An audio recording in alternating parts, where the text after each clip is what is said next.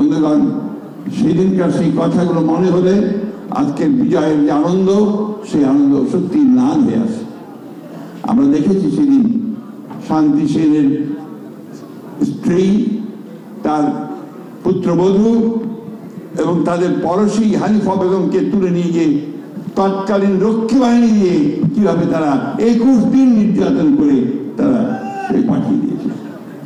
আমরা দেখেছি প্রায় 30,000 তরুণ কিশোরকে তারা হত্যা করেছিল শুধু রাজনৈতিক প্রতিপক্ষ হওয়ার কারণে।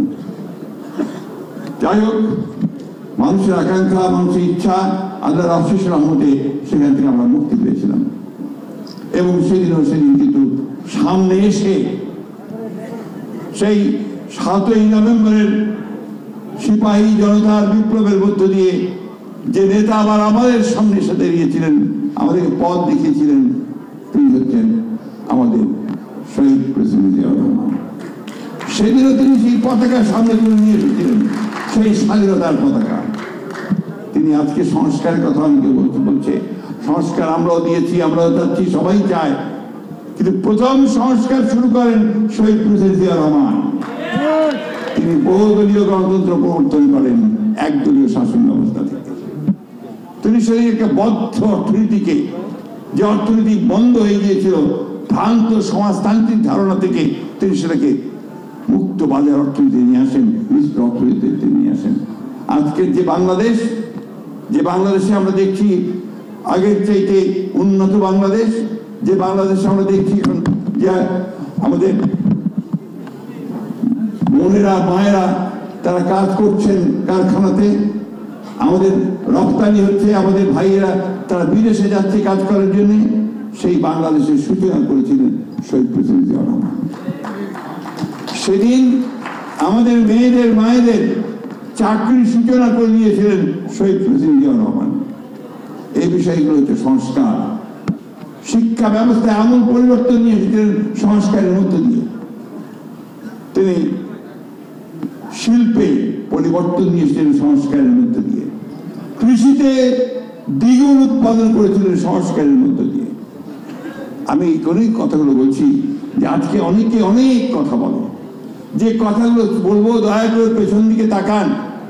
এই দেশে নতুন কোনো কিছু পরিবর্তন, কোনো কিছু সংস্কার করে মানুষের অবস্থার পরিবর্তন যা কিছু করার সবই বিএনপিকে দিয়ে শুরু হয়েছে, শহীদ প্রেসিডেন্ট জিয়াউর রহমান দিয়ে শুরু হয়েছে।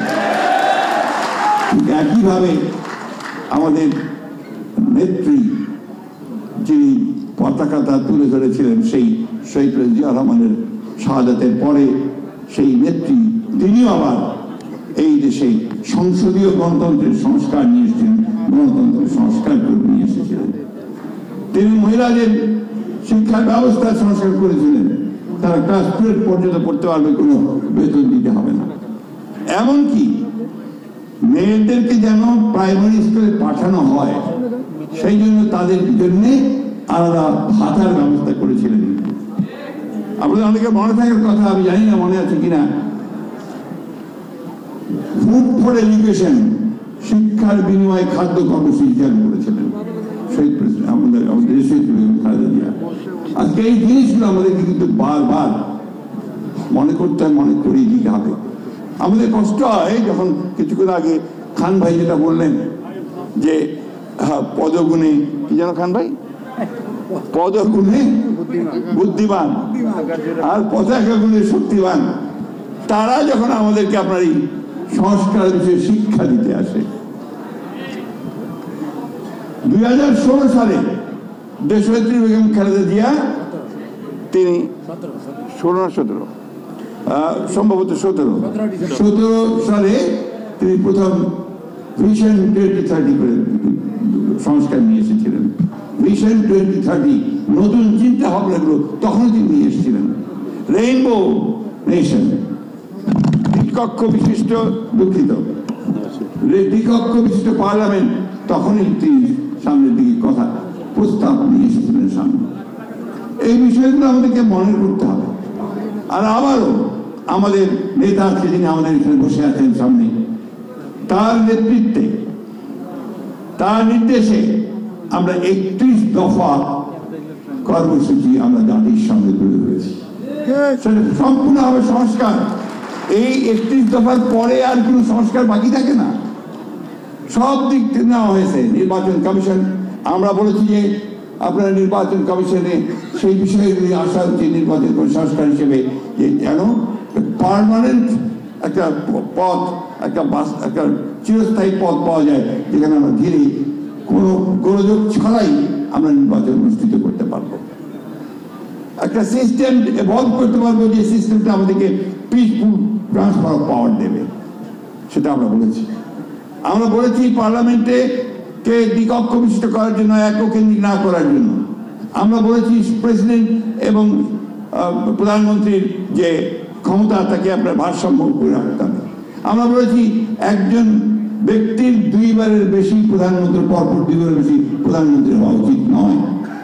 জুডিশিয়াল কমিশন করার কথা বলেছি, আমরা প্রশাসনের কমিশন করার কথা বলেছি, অর্থাৎ সর্বক্ষেত্রে কমিশন করার কথা 31 দফার মধ্যে আমরা ইতিমধ্যে দিয়েছি।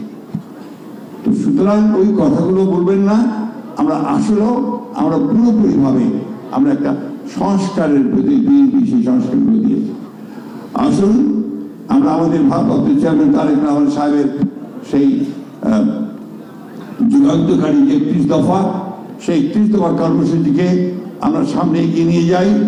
এবং আমি আবার বলতে চাই, যে কথাটা বারবার আমরা বলছি, যে সবচেয়ে বেশি যে প্রয়োজন এই চ্যালেঞ্জগুলো মোকাবেলা করার, সেটা হচ্ছে যে আমাদেরকে অবশ্যই অতি দ্রুত একটি গ্রহণযোগ্য নির্বাচনের মধ্য দিয়ে এই সংস্কারের পথকে আমাদের সুগম করতে হবে।